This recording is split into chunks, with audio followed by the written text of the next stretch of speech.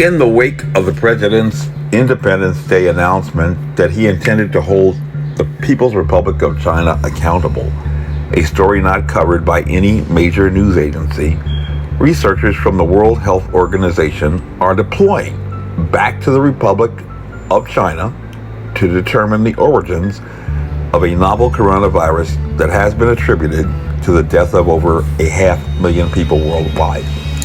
Sir Richard Dearlove, a former senior officer in MI6 who served from 1999 to 2004 in British intelligence, broke with the official opinion of the United Kingdom, stating in Sky News that he subscribes to the theory that it's an engineered escapee from the Wuhan Institute of Virology.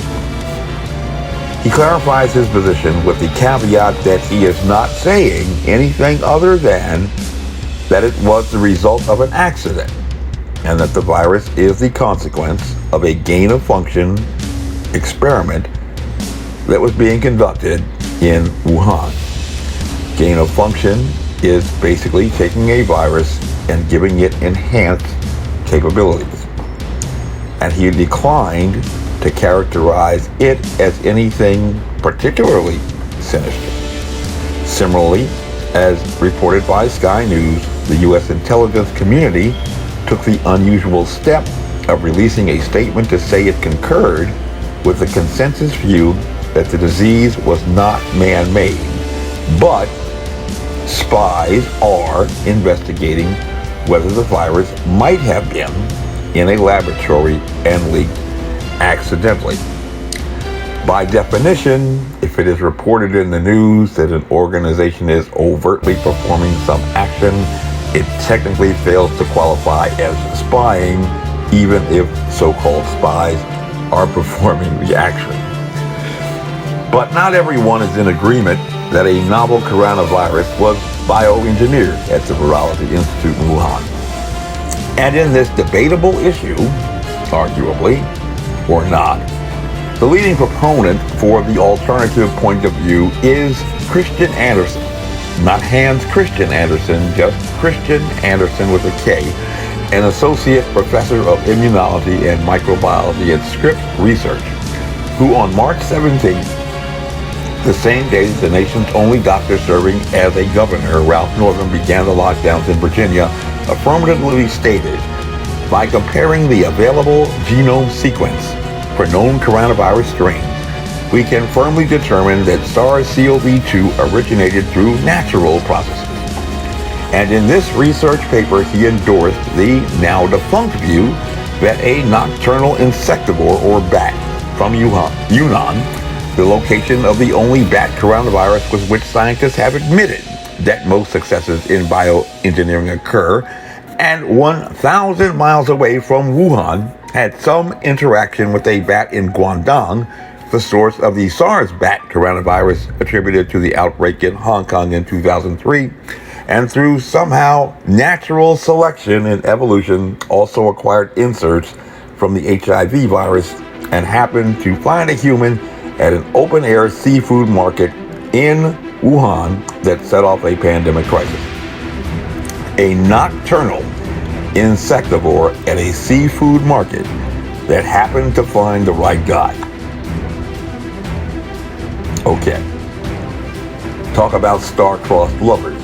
Most credible scientists no longer believe that this occurred at the fresh seafood market, at least. But that is the theory of zoonotic evolution, and everyone is entitled to their opinion. But a growing number of others reject that opinion. And on Independence Day, in front of the White House, the president stated that the People's Republic of China would be held responsible. A story not picked up by even one major news broadcast network more concerned about his railings against the left. So since this announcement appears to at least consider the option of military action, the question to explore for the next few minutes is what basis exists to justify limited military action such as the Abbottabad raid in May 2011 that found two MH-60 Black Hawk helicopters from Task Force 160 with 23 Navy SEALs from Team 6 a Pakistani American translator, and a Belgian Malinois dog named Cairo lifting off from Jalalabad airfield in eastern Afghanistan to embark on a covert mission into Pakistan to capture or kill the global jihad terrorist leader Osama bin Laden. According to Michael J. Morrell, the former deputy director of the CIA, the only thing they knew before launching that Special Operations Task Force was that there was a compound located in Abbottabad, the hometown for the cousin of Osama bin Laden's carrier, and where the carrier had been seen entering the compound. They knew that all of the windows were blocked to prevent anyone from looking in. They knew that there were no wires going into or out of the compound that was equipped with its own satellite antenna to prevent anyone from attempting to intercept their communications. They knew that the guarded compound had only one gate that permitted entry or exit, and they knew that a man had been observed often in a covered courtyard that prevented positive identification by anyone trying to see his face by satellite or from view on the street. However, they also knew that just 1 mile away there was a military installation, and they did not know whether there was any communication link between the compound and those military forces, or whether there were any subterranean tunnels in the secure compound that would enable escape or connection to the military base. And after the operation, President Barack Obama himself told the SEALs, according to a story that was published in the New Yorker magazine, "I had 50-50 confidence that bin Laden was there, but I had 100% confidence in you guys." In his exhibit about the Abbottabad raid at the International Spy Museum in D.C., Mike Morrell confirms this report, but he states that he believed the odds were closer to 60% that Osama bin Laden was even in the compound.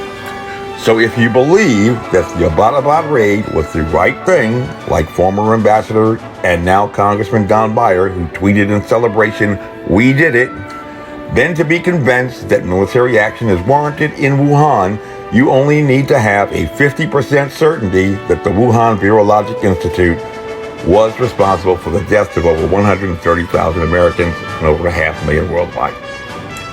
So what do we know? We know that there is no plausible deniability in a theory that a nocturnal insectivore happened to find the right guy at a fresh seafood market in Wuhan. That's just don't show up at lunchtime and find love. In fact, the Chinese patient zero has absolutely no connection to the seafood market, as reported by many news agencies.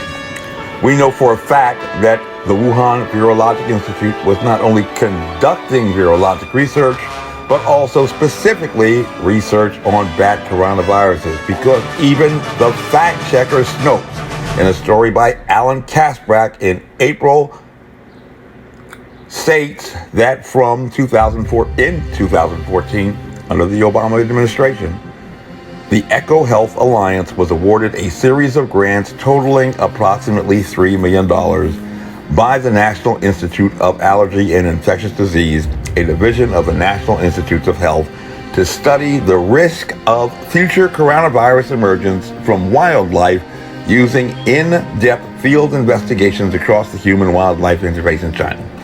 And that in 2019, under a renewal application for that grant, an additional $700,000 was approved for this project. And anyone who followed the impeachment proceedings knows that when American money is used for purposes not intended, like killing 130,000 Americans, we have an American interest holding that party accountable. What else do we know? We know that the fact that the virus was so well adapted to transmitting among people and throughout different parts of the body from the moment it was first identified late last year raises great suspicion. What is the probability that amongst the most abundant biological particles in the world, which until the most recent novel coronavirus, the largest class of virus and the largest type of virus, has produced only 219 harmful to man amongst all viruses and only 6 amongst human coronaviruses, to man that would suddenly emerge in pandemic proportion, presenting like an upgraded model of the SARS virus, but equipped with HIV inserts to serve as concussion grenades to suppress the immune response when a human respiratory cell-specific spike inserts itself into the mucous membranes of a human respiratory cell along the human respiratory cell-specific receptor binding domain to penetrate deep for maximum damage like a special operations soldier in viral form. And then to proceed in an attack down to the lungs. In criminal law, one asks if someone had the means, the motive, and the opportunity.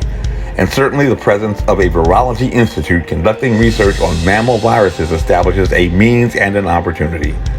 And one need only read a State Department travel advisory to determine if there may, in fact, be a motive. And at least it does not serve to exculpate a government when it is less than forthcoming about a public health outbreak, when it had occurred, and reiterations about how established security protocols should have prevented such an occurrence, fail to satisfy any reasonable person when there is no other reasonable explanation to explain what only a product of that virologic research lab could have done, even if only by accident. My name is Major Mike Webb, retired Army Ranger and Strategic Counterintelligence Officer, and I am running for Congress with liberty, honor, and excellence. By God, we shall make America great again. Honest.